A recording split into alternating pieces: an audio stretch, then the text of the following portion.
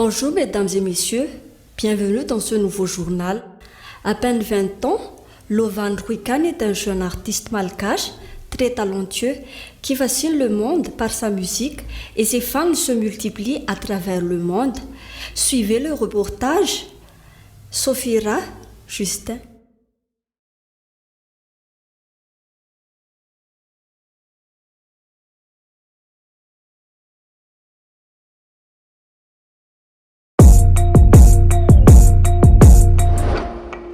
Yeah.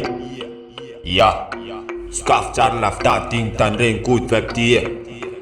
MTCB. Yo.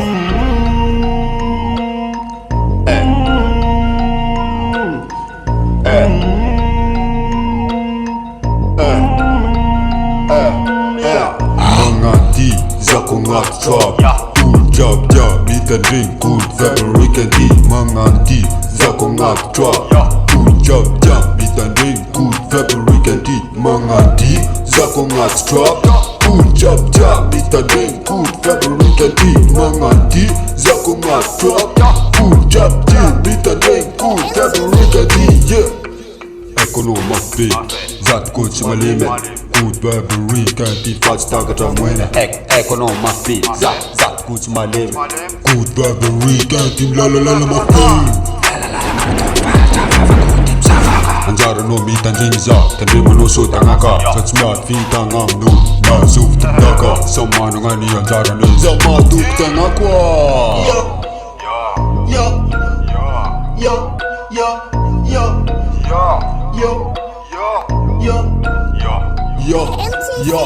Manganji zako ngat drop. Cool job meet and drink good February can di. Manganji zako ngat drop. Cool job meet and drink good February can di. Manganji zako ngat drop. Cool job meet and drink good February can di. Manganji zako ngat drop. Cool job meet and drink good February can di. Yeah. Yo.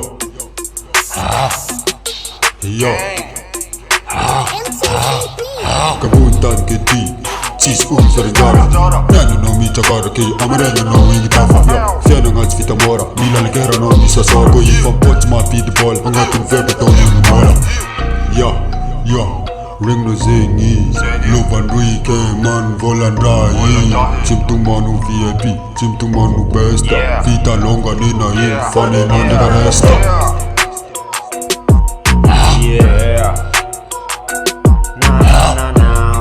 Yo Karani zako ngat trap Job na ring good fed nakai Karani zako ngat trap Job na ring good fed nakai Yeah